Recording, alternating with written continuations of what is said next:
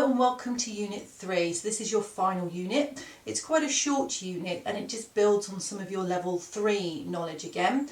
So it looks at injury and injury repairs, the process it goes through. And this will help you with your treatment because you'll understand what you can do at each stage and what impact it's going to have on the injury at that stage. Then you have a couple of sections, one on heat and one on cryotherapy or cold. So it looks at how you would advise your client to do heat and cold treatments, when to use them and when not to.